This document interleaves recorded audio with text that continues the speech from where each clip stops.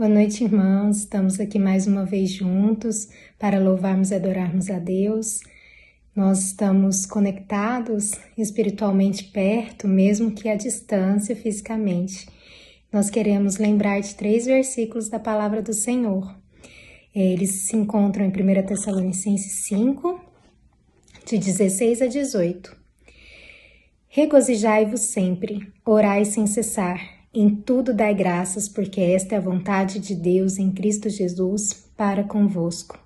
Sejamos gratos, lembremos de estar sempre em oração e nos regozijando no Senhor. E agora é o momento de fazermos isso através de cânticos espirituais conduzidos pelo pastor Valvir, mais uma vez, que graciosamente nos cedeu suas canções.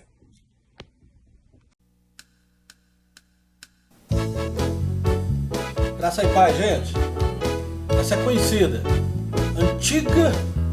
Vamos?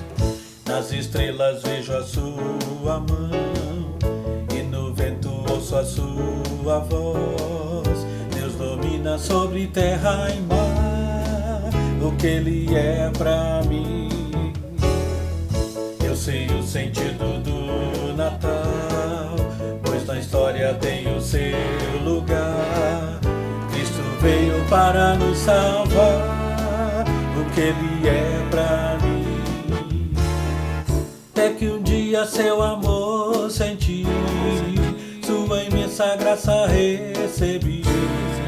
Descobri então que Deus não vive longe lá no céu, sem se importar comigo, mas agora ao meu lado está. Cada dia sinto seu cuidar, ajudando-me a caminhar.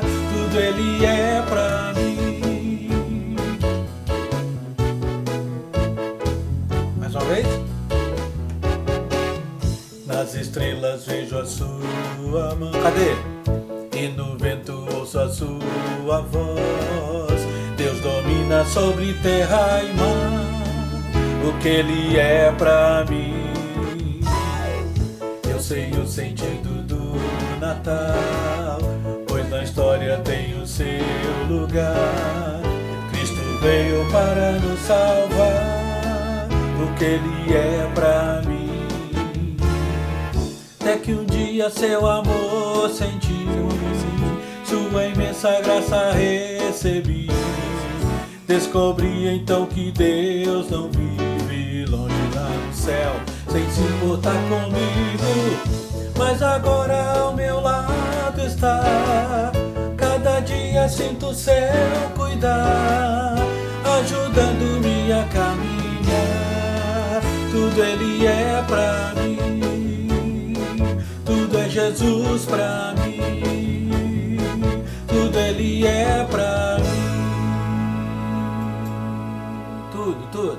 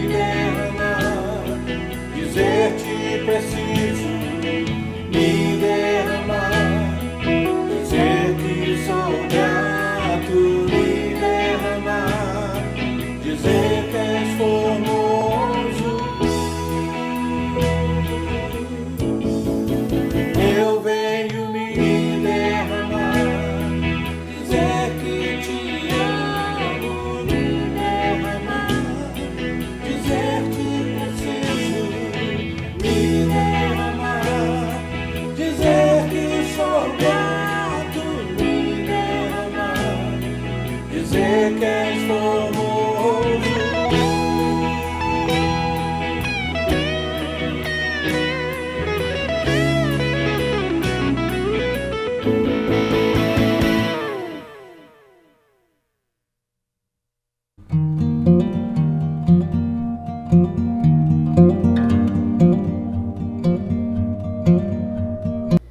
Olá, amados irmãos, graça e paz, bem-vindos a todos.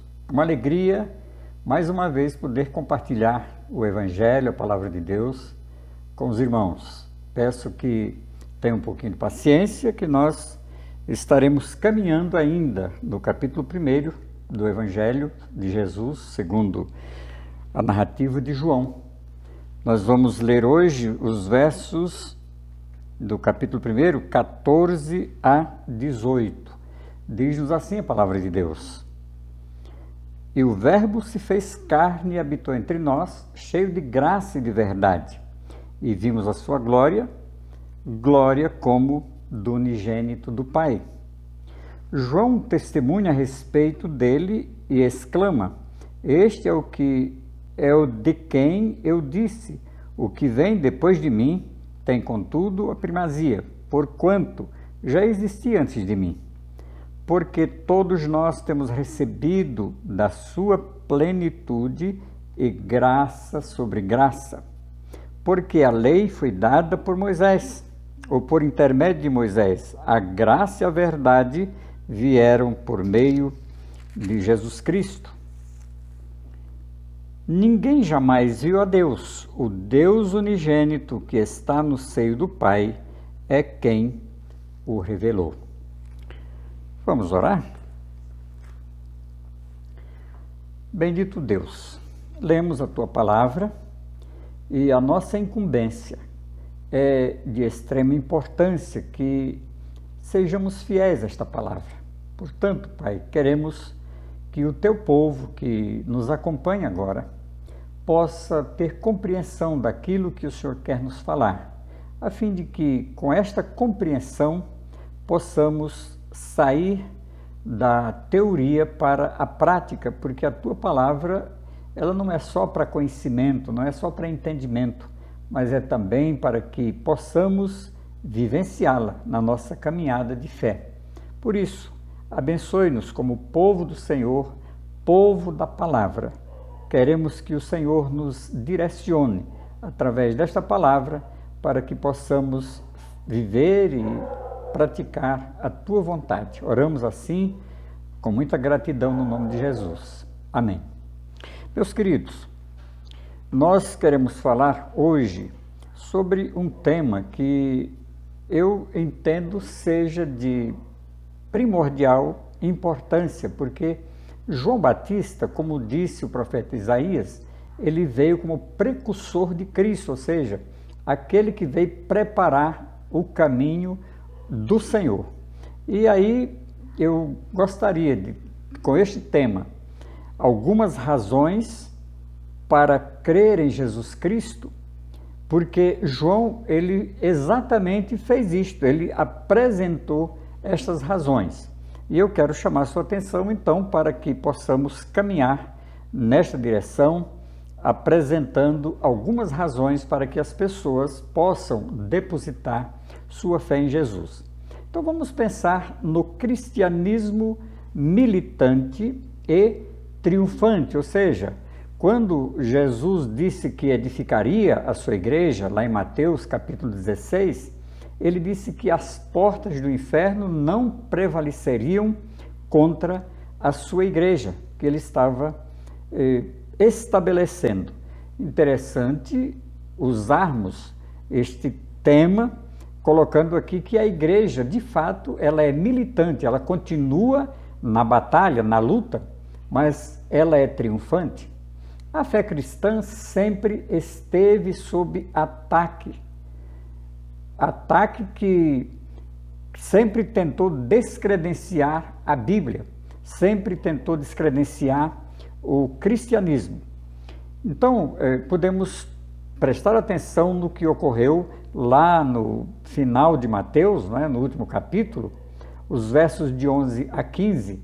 Ali nós temos uma narrativa do que aconteceu com os guardas que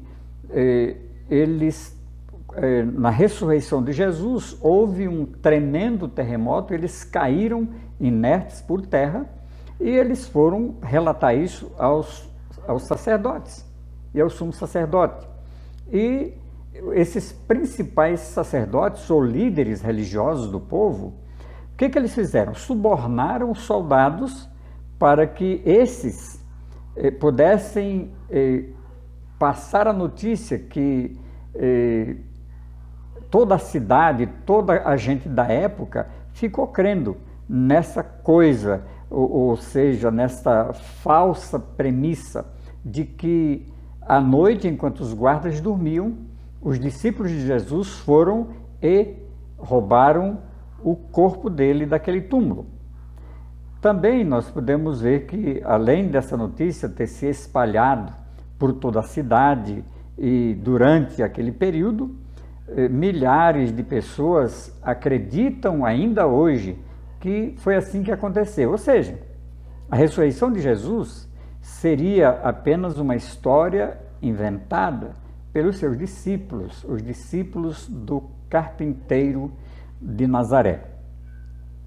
Além desses ataques, nós também podemos ver que sempre foram lançadas críticas de toda parte contra o cristianismo, desde o seu início. Talvez as principais sejam de que a fé cristã é estreita, preconceituosa e arrogante por afirmar de forma egoísta, intolerante e condenatória. Arremetem os nossos críticos contra o cristianismo, que Jesus Cristo é o único caminho e desta maneira não tem um outro meio para se chegar ao céu. Mas foi o próprio Jesus que disse que ele é o único caminho. Ele diz: eu sou o caminho e não um dos caminhos. E a verdade, não uma verdade qualquer, e a vida, e ninguém vem ao Pai senão por mim. Portanto, podemos perceber como é impressionante que, apesar de mais de 2000 anos de ataques, de perseguições e censuras, como é notável que a fé cristã continue se mantendo como um estilo de vida para tanta gente, coerente e praticado por milhares ao redor do globo. O cristianismo, portanto, continua militante, mas ao mesmo tempo é triunfante, obedecendo aquilo que Jesus disse, que as portas do inferno não prevalecerão contra a sua igreja. E no centro do cristianismo, o que temos?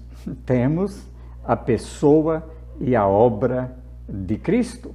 Ele, Jesus Cristo, é a essência de nossa fé, pois tudo se sustenta em quem Ele é. E Ele é Deus em carne e osso. Lá em João 1,14 está escrito, no nosso texto, que o Verbo se fez carne. No princípio era o Verbo estava com Deus e o Verbo era Deus. Isso é o verso 1 do capítulo 1 de João. E o verso 14 diz: e o Verbo que estava lá no princípio com Deus, Deus eternamente, se fez carne. Deus desceu aqui entre nós em carne e osso. Muito bem. Vamos pensar que, além disso, quando Jesus caminhava em direção a João, lá no Rio Jordão, aonde João estava batizando, aí no capítulo 1, verso 29, João aponta para Jesus, porque os judeus estavam acostumados a apresentarem a vítima do sacrifício. Quando pecavam, faziam a sua confissão do pecado ao sacerdote, o sacerdote determinava a vítima, e por aquele pecado, então, uma vítima era sacrificada, a vítima morria em lugar do culpado. Mas João agora aponta para Jesus no meio daquela multidão e diz àquelas pessoas que estavam indo até ele: eis o Cordeiro de Deus que tira o pecado do mundo.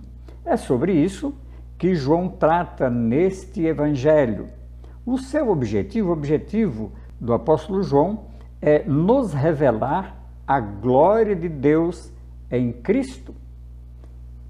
E o Verbo se fez carne, fazendo-nos crer em seu nome para a salvação. Se você for lá no capítulo 20, os versos 30 e 31, lá vai dizer que o João escreveu que Jesus, ele fez muitos outros sinais entre os seus discípulos, mas não estão registrados neste livro, neste evangelho. Porém, os que aqui foram registrados foi para que creiamos que Jesus é o Cristo e, crendo, tenhamos nele a vida eterna. Então, queridos, quero que consideremos o nosso tema, porque nós queremos falar algumas coisas aqui neste tema, algumas razões para crer em Jesus. Vamos apresentar aqui poucas razões, porque o nosso tempo não permite muita coisa, muita argumentação. Porém, eu quero deixar aqui algumas que nos levam a esta fundamentação. A primeira razão é por causa da superioridade de Jesus Cristo. E aí você pode, se você estiver com a sua Bíblia aberta, então o verso 15 vai nos dizer o seguinte: João testemunha a respeito dele e exclama: este é o de quem eu disse, o que vem depois de mim tem contudo a primazia, porquanto já existia antes de mim. Coisa interessante, não é? Entender aqui o que João está dizendo. Por quê? Uma leitura cuidadosa desse prefácio, João capítulo 1, nós lemos hoje do 14 ao 18, mas a gente já vem trabalhando desde o verso 1, e aqui então nós chamamos de prefácio, e esse prefácio vai revelar que os versos 16 e 17 complementam a ideia do verso 14. Então quero que você acompanhe de forma a que tenha a compreensão real do que esse texto ou do que o Evangelho de João vai nos apresentando, porque João quer que nós entendamos quem é de fato Jesus. E aqui ele está dizendo que Jesus, ele tem a primazia, certo? Então o que João Batista quer nos dizer com a afirmação: alguém virá depois de mim, muito mais poderoso que eu, pois existia muito antes de mim. Então, João reconhece a eternidade de Jesus, por isso ele está mostrando esta questão da primazia.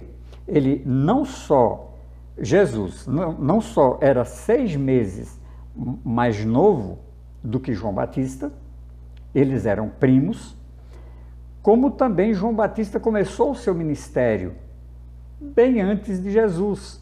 E aí, isso você vai confirmar lá no Evangelho de Lucas, capítulo 1, versos 24 a 31. João Batista, ele começou fazendo a sua pregação lá no Rio Jordão, e batizando, ele pregava o batismo de arrependimento. Então, irmãos, Jesus é superior em tempo. João reconhece que ele existia muito antes dele, porque ele é eterno. Ele já existia muito antes de mim. Ele é superior em obras. Então, meus queridos, qualquer ser humano é inferior a Jesus, ou seja, Jesus Jesus Cristo é superior a todos os seres humanos. Em outras palavras, Jesus é Deus, Criador de todas as coisas. Se você, aí no mesmo capítulo 1, verso 3, diz que todas as coisas foram criadas por intermédio dele e sem ele nada do que foi feito se fez. Por isso, as pessoas precisam de um Salvador. Precisam de um Salvador, pois estão mortas em seus delitos e pecados, conforme a Epístola aos Efésios, o capítulo 2. Lá começa dizendo: Ele vos deu vida, estando vós mortos nos vossos delitos e pecados. Então é por isso que as pessoas necessitam de um Salvador e elas estão mortas na carne, seus delitos e pecados, porque pela sua natureza carnal e humana, nessas pessoas não habita bem nenhum. Vivemos na época do narcisismo e também do personalismo. A história de Narciso, eu não sei quantos conhecem, mas ele cultuava o seu próprio corpo. Ele se achava o homem mais belo da terra, até que ele morreu por causa disso, porque ele viu a sua imagem refletida na água, e então ele tentou se abraçar com aquela imagem e acabou morrendo. E o narcisismo hoje é de fato isso. As pessoas estão numa busca tão frenética de terem um corpo escultural que muitos gastam muito dinheiro em função disso, mas também do personalismo. As pessoas hoje em dia vivem atrás de astros e de personalidades em quem possam se espelhar para conseguirem alcançar seus ideais materialistas, fugazes, são passageiros, né? E essas pessoas, meus queridos, infelizmente, consomem o que os seus ídolos vestem, comem, bebem, usam e fazem. Isso acontece no mundo lá fora, mas também muitas vezes está ocorrendo nos arraiais evangélicos, nos arraiais cristãos do nosso tempo. A segunda razão é a singularidade de Jesus Cristo. E aí nós podemos ler nos versos 16 e 17, vejam o que diz a palavra: porque todos nós temos recebido da sua plenitude graça sobre graça, porque a lei foi dada por intermédio de Moisés, a graça e a verdade vieram por meio de Jesus Cristo. Então, é a sua singularidade. Se nós prestarmos atenção na leitura, fizermos uma leitura cuidadosa, nós vamos perceber que temos razões sobejas para percebermos o quanto as pessoas estão buscando ídolos, buscando se espelhar em alguém. Então, Jesus Cristo, ele é superior a tudo e a todos. É dele que todos nós precisamos, porque além de revelar que ninguém é maior ou superior a Jesus, João nos mostra que ninguém poderá se igualar ao nosso Senhor, porque ele é singular. Jesus é singular. Primeiro, ele é singular porque ele é a fonte de toda a graça que transborda sobre todas as pessoas. Ninguém é igual a ele, todos são como a lua, sem luz própria, porque ele é o sol. Então, até os planetas orbitam em torno do sol. E todos nós somos como a lua, todas as pessoas, por mais que se evidenciem, todas elas podem receber a luz de Jesus. Toda boa dádiva, diz a palavra de Deus, que todo dom perfeito vem dele. Está em Tiago 1,17, porque dele transborda todo o bem. Pois ele mesmo é quem a todos dá vida, respiração e tudo mais. É um texto de uma narrativa de Atos dos Apóstolos, em que Lucas, ele apresenta Paulo ali falando aos atenienses no Areópago. Então, Paulo falando do Deus desconhecido, porque ali em Atenas, entre todos os altares, havia um altar ao Deus desconhecido. E Paulo, então, aproveita aquele momento com aquele altar ao Deus desconhecido para mostrar para eles. Interessante que o apóstolo Paulo ele não abre a Bíblia. Na verdade, naquela época, a Bíblia era um rolo de pergaminho. Mas, simplesmente, o apóstolo Paulo usa este momento em que ele vê aquele altar ao Deus desconhecido e ele diz: este que vocês adoram sem conhecer é precisamente o que eu vos anuncio. Isso você vai encontrar em Atos dos Apóstolos, no capítulo 17, o verso 25. E Paulo continua falando sobre Jesus, enaltecendo o nome dele porque era desconhecido, e então o apóstolo Paulo acrescenta: pois nele vivemos, nos movemos e existimos. Ainda no capítulo 17 de Atos, o verso 28. Se você quiser entender melhor esta narrativa, então anote aí para você ler depois o capítulo 17 de Atos. E segundo, Jesus é singular, é superior, porque acrescenta graça sobre graça.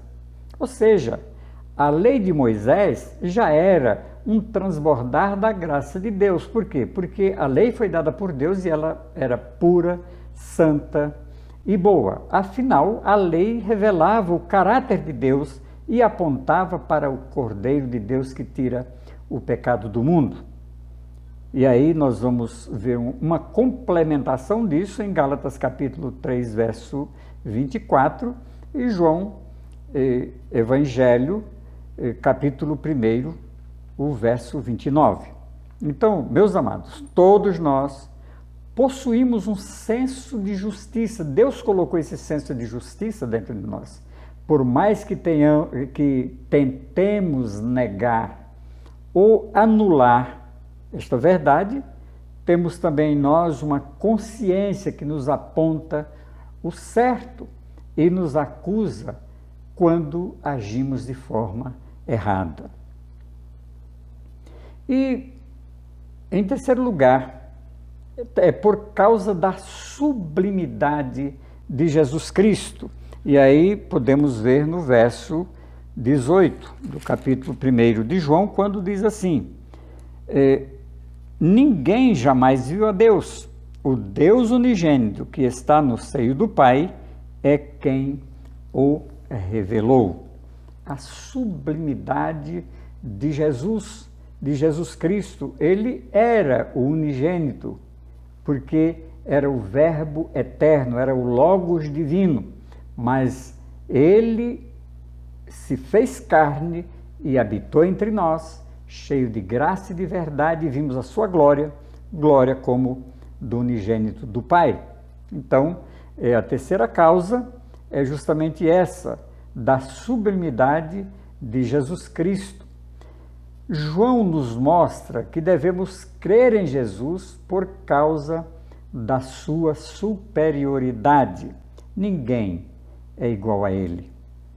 Pela sua sublimidade, ninguém pode ocupar o seu lugar. Por quê?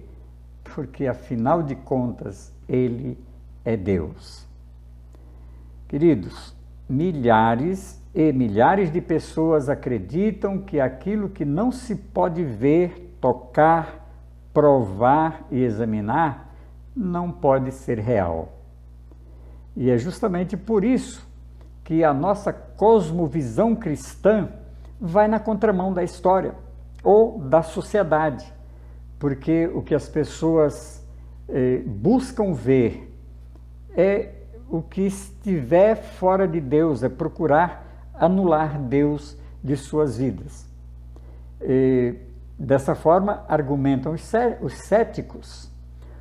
Como ninguém jamais viu a Deus, logo não se pode afirmar que Deus exista.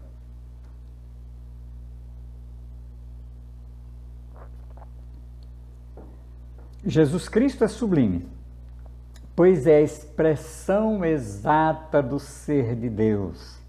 Nós podemos ler isto lá em Hebreus, capítulo 1, o verso 3. Porquanto nele habita corporalmente toda a plenitude da divindade. Também está escrito, carta do apóstolo Paulo aos Colossenses, capítulo 2, o verso 9. Muito bem.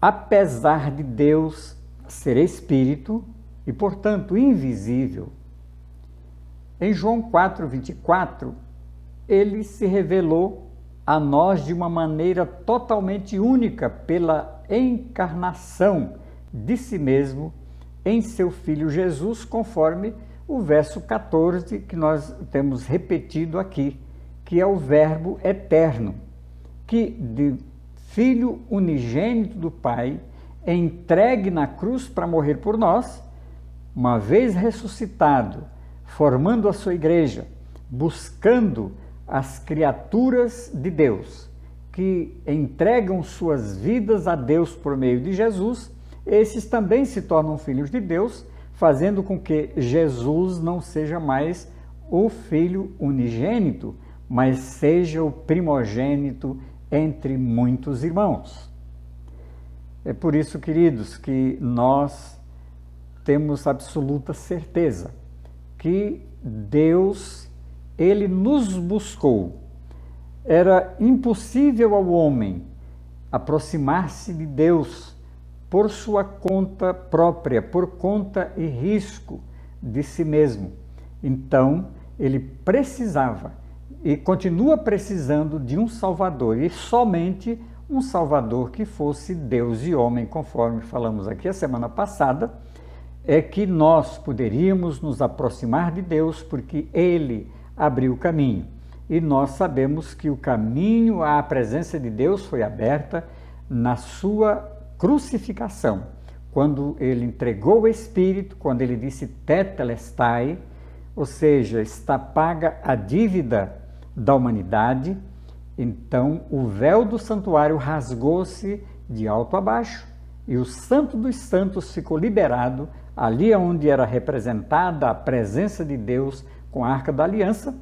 O caminho ficou livre para que todos nós, crendo em Jesus, conforme está em João 3,16, quando diz, porque Deus amou o mundo de tal maneira que deu seu Filho unigênito, para que todo que nele crê não pereça, mas tenha a vida eterna.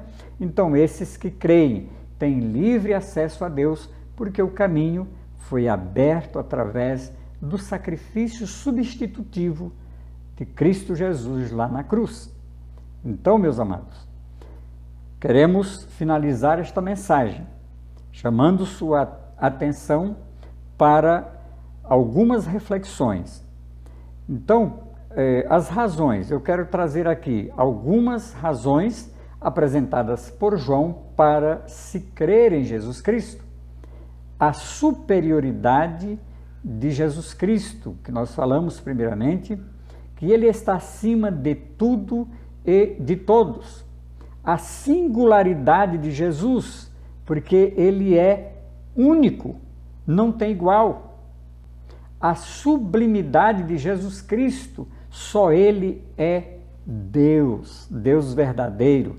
Cristo é eterno e poderoso para nos salvar, para nos apresentar a Deus. Ele é a graça especial de Deus. Para quem crê, é a graça que Deus derrama sobre todos os pecadores arrependidos. Cristo é Deus revelado a nós, cheio de graça e de verdade.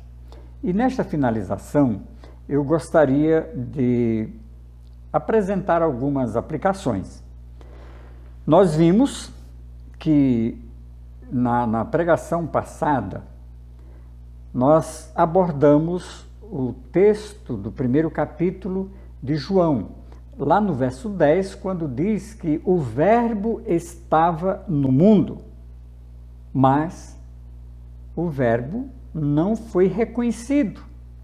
Então, fica a indiferença daqueles que não reconhecem Jesus.